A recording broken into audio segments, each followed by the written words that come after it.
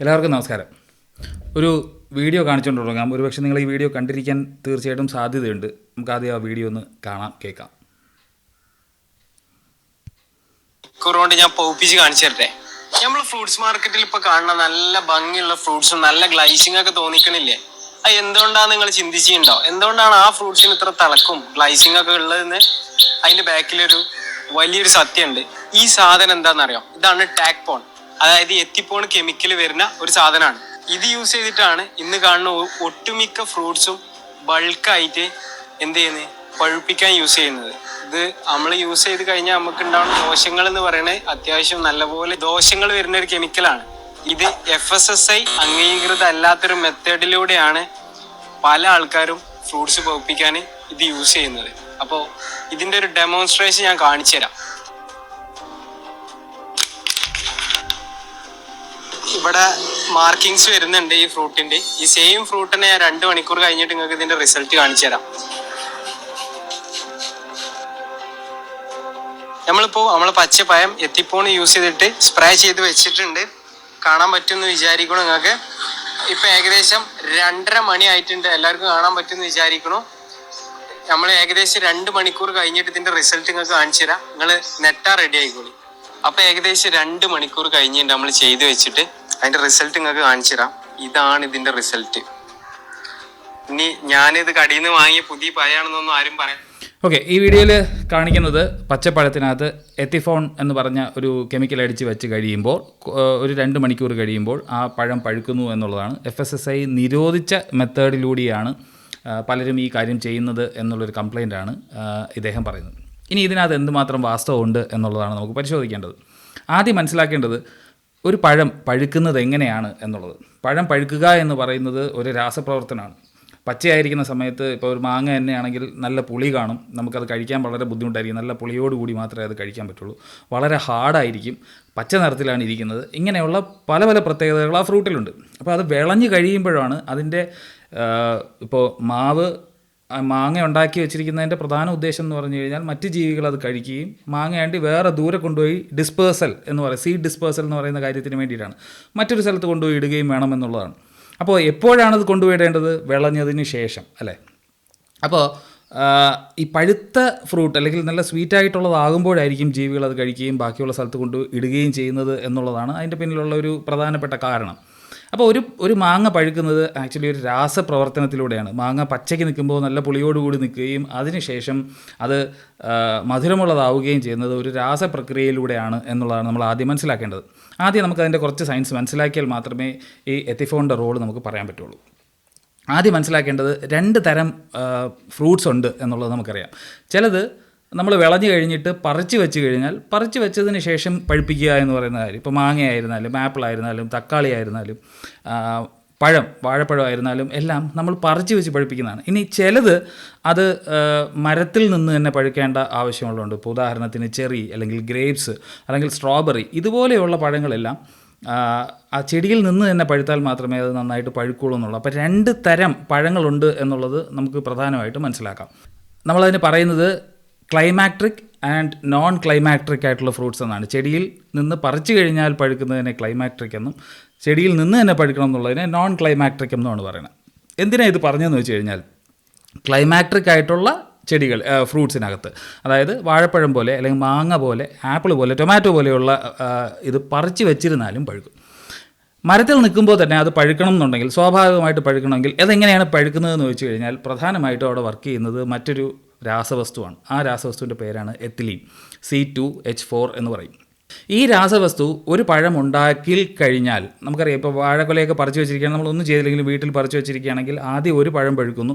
അതിനുശേഷം ആ കൊലയിൽ ഇങ്ങനെ റേഡിയേഷൻ പോലെയാണ് താഴെ നിന്ന് മുകളിലേക്ക് അതിങ്ങനെ പഴുത്തു പോകുന്നു, അല്ലേ? അപ്പോൾ ഒരു സൈഡിൽ നിന്ന് മാത്രമായിട്ട് പഴുത്തു പോകുന്ന ഒരു രീതിയാണ് നമ്മൾ കാണുന്നത്. എങ്ങനെയാണ് ഒരു പഴം പഴുത്തു കഴിഞ്ഞാൽ അതിൽ നിന്ന് വീണ്ടും ഒരു പ്രത്യേകതരം ഗ്യാസ് വഴി അത് ബാക്കിയുള്ള പഴങ്ങളിലേക്ക് കമ്മ്യൂണിക്കേറ്റ് ചെയ്യുന്നു എന്നുള്ളതാണ്. അങ്ങനെയാണ് അത് പഴുക്കുക എന്ന് പറയുന്ന പ്രക്രിയ അല്ലെങ്കിൽ ആ രാസപ്രക്രിയ തുടങ്ങുന്നത്. ഇനി നമുക്ക് മനസ്സിലാക്കാം, എത്തിലീൻ എന്ന് പറയുന്ന ഹോർമോണാണ് ഇതിന് കാരണം. എത്തിലീൻ എന്ന് പറഞ്ഞ ഒരു ഗ്യാസാണ്. ഈ ഗ്യാസ് ഒരു പഴം പഴുത്തു കഴിഞ്ഞാൽ അതുണ്ടാക്കുകയും ബാക്കിയുള്ള പഴത്തെ പഴുപ്പിക്കുകയാണ് ചെയ്യുന്നത് എന്നുള്ളതാണ്. അപ്പോൾ ഒരു പ്രശ്നമുണ്ട് ഇവിടെ. നമ്മൾ ആലോചിച്ച് നോക്കിയേ, വളരെ ദീർഘദൂരം നമുക്ക് പറിച്ച് വെച്ച് കൊണ്ടുപോകണമെന്നുണ്ടെങ്കിൽ പഴുത്ത മാങ്ങ കൊണ്ടുപോകണമെങ്കിൽ അത് ചലുപിലാന്നായി പോകുന്നതായിട്ട് നമ്മൾ കണ്ടിട്ടുണ്ട്. പ്രത്യേകിച്ച് അതിനകത്തുള്ളതെല്ലാം ഒരുമാതിരി ജെല്ല് പോലെയായി പോകും. അപ്പോൾ പഴുക്കുക എന്നുള്ള പ്രക്രിയയിൽ ആക്ച്വലി എന്താണ് സംഭവിക്കുന്നത്? പഴുക്കുക എന്നുള്ള പ്രക്രിയയിൽ ഏറ്റവും കൂടുതൽ സംഭവിക്കുന്ന ഒരു കാര്യം, ആദ്യം അത് മാർദ്ദവമുള്ള അല്ലെങ്കിൽ സോഫ്റ്റ് ആകുക എന്നുള്ളൊരു കാര്യമാണ് ആദ്യം സംഭവിക്കുന്നത്. സോഫ്റ്റ് ആവുക എന്ന് പറഞ്ഞാൽ എന്താ അവിടെ സംഭവിക്കുന്നതെന്ന് വെച്ച് കഴിഞ്ഞാൽ, ഇതിൻ്റെ കോശഭിത്തികൾ, ഫ്രൂട്ടിൻ്റെ കോശഭിത്തികൾ പെക്റ്റിൻ എന്ന് പറഞ്ഞ ഒരു സംഗതി കൊണ്ടാണ് ഉണ്ടാക്കിയിരിക്കുന്നത്. ഈ പെക്റ്റിൻ അത് ബ്രേക്ക് ഡൗൺ ചെയ്യുന്നു, അല്ലെങ്കിൽ പൊട്ടുന്നു, പൊളിയുന്നു. ഇതിന് ഓരോ കോശങ്ങളുടെ ഇടയിലുമുള്ള ലാമെല്ല എന്ന് പറഞ്ഞ ഒരു ഭിത്തി പോലെ ഒരു കാര്യം കൊണ്ടാണ് ഇത് അങ്ങോട്ടും ഇങ്ങോട്ടുമൊക്കെ പോകാതിരിക്കുന്നത്. അപ്പോൾ ഇതെല്ലാം ബ്രേക്ക് ഡൗൺ ചെയ്തിട്ട് ആദ്യത്തെ കാര്യം എന്ന് പറഞ്ഞാൽ ഇത് മാർദ്ദവമുള്ളത് അല്ലെങ്കിൽ സോഫ്റ്റ് ആകുന്നു എന്നുള്ളതാണ്. അടുത്ത കാര്യം എന്ന് പറഞ്ഞു കഴിഞ്ഞാൽ ഇത് മധുരമുള്ളതാകുന്നു അല്ലെങ്കിൽ സ്വീറ്റ് ആകുന്നു എന്നുള്ളതാണ്. പഴം പഴുത്തിരിക്കുമ്പോഴാണ് നമുക്ക് കഴിക്കാനായത്. അവിടെ എന്താ സംഭവിക്കുന്നത്? പഴത്തിനുള്ളിൽ ഒരു വെളുത്ത നിറമുള്ള സ്റ്റാർച്ച് എന്ന് പറയുന്ന ഒരു കാര്യമായിട്ട്, അതായത് സിമ്പിളായിട്ട് മനസ്സിലാക്കാനാണെങ്കിൽ നമ്മൾ കഞ്ഞി ഉണ്ടാക്കുകയാണെന്നുണ്ടെങ്കിൽ കഞ്ഞി വെള്ളത്തിനകത്തുള്ളത് സ്റ്റാർച്ചാണ്. അരിക്കകത്തുള്ള ഇങ്ങനെ അകത്തുള്ള സ്റ്റാർച്ച് പുറത്തേക്ക് വരുന്നതാണ് നമ്മൾ കഞ്ഞി വെള്ളത്തിനകത്ത് കാണുന്നത്. അത് വലിയൊരു പോളിസാക്കറൈഡ് ആണെന്ന് പറയാം, അല്ലെങ്കിൽ വലിയൊരു കോംപ്ലക്സ് ആയിട്ടുള്ള ഒരു ഷുഗർ ആണെന്ന് പറയാം. അതിനെ ബ്രേക്ക് ഡൗൺ ചെയ്യുന്നു. പഴത്തിനകത്ത് എന്താ സംഭവിക്കുന്നത്? ഈ എത്തിലിൻ ഗ്യാസ് ചെന്ന് കഴിയുമ്പോൾ അതിനെ ബ്രേക്ക് ഡൗൺ ചെയ്ത് സിമ്പിൾ ഷുഗേഴ്സ് ആവുന്നു. ഏതൊക്കെ തരം? ഗ്ലൂക്കോസ്, ഫ്രക്ടോസ് ഇതുപോലെയുള്ള സിമ്പിൾ ഷുഗറായിട്ട് മാറ്റുക എന്ന് പറയുന്ന പ്രോസസ്സാണ് അടുത്ത് നടക്കുന്നത്. ഇനി ഏറ്റവും ഇമ്പോർട്ടൻ്റ് ആയിട്ടുള്ള ഒരു പഴം പഴുത്തു എന്ന് നമ്മൾ മനസ്സിലാക്കുന്നത് എങ്ങനെയാണ്? അതിന് മഞ്ഞ നിറം വരുമ്പോൾ, അല്ലെങ്കിൽ ഒരു കളർ ചേഞ്ച് വരുമ്പോൾ. പച്ചയായിട്ടിരിക്കുമ്പോൾ നമുക്കറിയാം അതിനകത്ത് ക്ലോറോഫിൽ എന്ന് പറഞ്ഞ പിഗ്മെൻ്റ് ആണുള്ളത്. പക്ഷേ ഇത് പഴുക്കാനുള്ള പ്രോസസ്സ് തുടങ്ങിക്കഴിയുമ്പോൾ ആന്തോസൈനിൻ പോലെയുള്ള അല്ലെങ്കിൽ കരോട്ടിനോയിഡ് ആയിട്ടുള്ള പല കാര്യങ്ങളും കൊണ്ടാണ് നമുക്ക് ആ ഒരു കളർ ചേഞ്ച് നമുക്ക് ഫീൽ ചെയ്യുന്നത്. അതോടുകൂടിയാണ് നമുക്ക് അറിയാവുന്നത് ഈ പഴം പഴുത്തു അല്ലെങ്കിൽ ഇതിന് മധുരം കാണും എന്നറിയാൻ പറ്റും. അപ്പോൾ കളർ ചേഞ്ചും റെസ്പോൺസിബിളാണ്. എത്തിലീൻ ഗ്യാസ് വന്നു കഴിയുമ്പോൾ മൂന്നാമത് സംഭവിക്കുന്നത് അതിനകത്തൊരു കളർ ചേഞ്ച് ഉണ്ടാകുന്നു എന്നുള്ളതാണ്. അടുത്ത കാര്യം എന്ന് പറഞ്ഞാൽ അരോമ അല്ലെങ്കിൽ അതിൻ്റെ ഫ്രേഗ്രൻസ് ആണ്. ഏത് പഴവും പഴുക്കുമ്പോൾ നമുക്കൊരു വളരെ വ്യക്തമായിട്ടുള്ള ഒരു മണം മൂക്കിലടിക്കും. പഴം പഴുത്തു എന്ന് മനസ്സിലാക്കാൻ വേറെ ഒന്നും വേണ്ട, ആ മണം അടിച്ചു കഴിഞ്ഞാൽ മതി.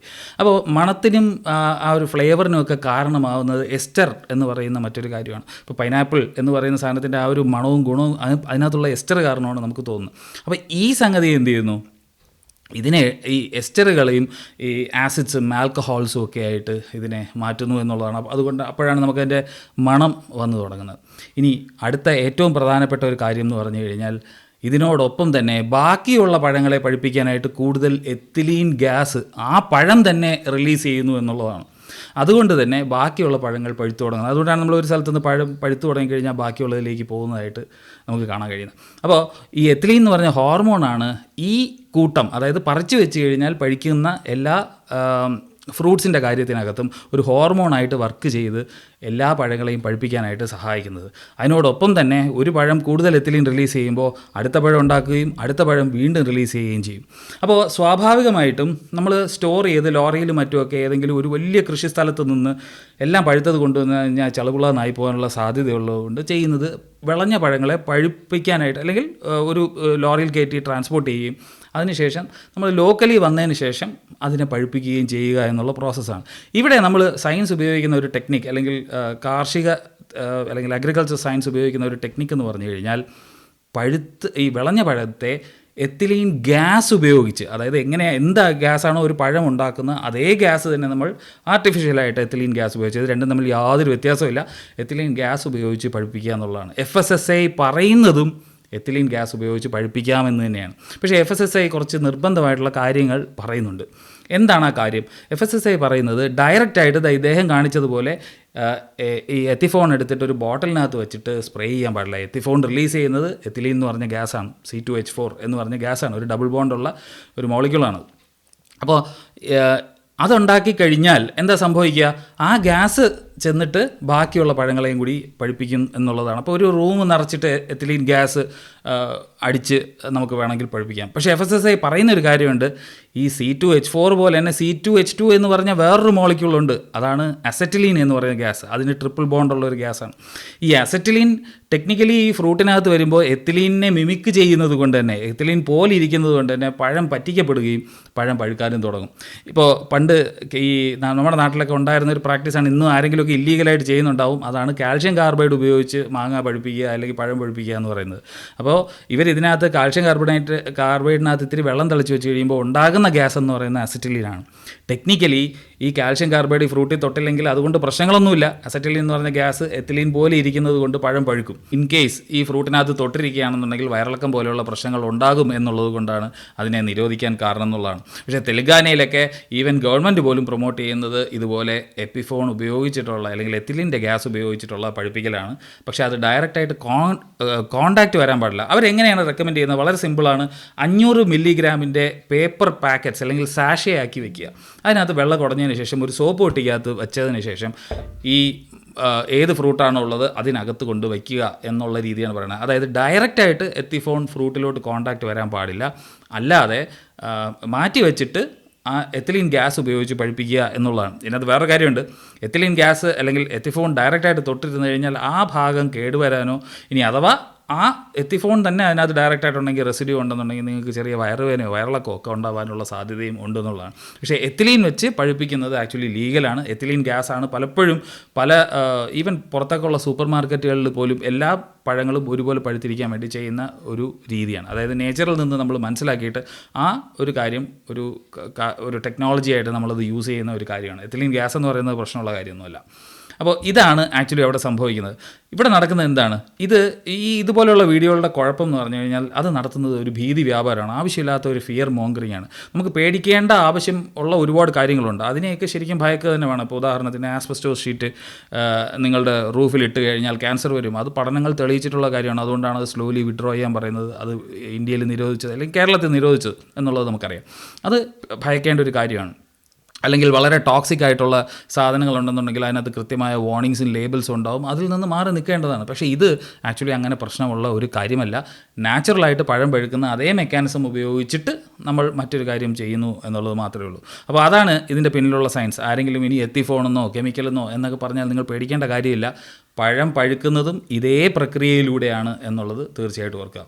തുടർന്ന് ഇതുപോലെയുള്ള ഇൻട്രസ്റ്റിംഗ് ആയിട്ടുള്ള വിഷയങ്ങൾ കേൾക്കണമെന്നുണ്ടെങ്കിൽ ലൂസി സബ്സ്ക്രൈബ് ചെയ്യുക. മറ്റൊരു ഇൻട്രസ്റ്റിംഗ് ആയിട്ടുള്ള വിഷയമായിട്ട് കാണാം. അതുവരെ ബൈ.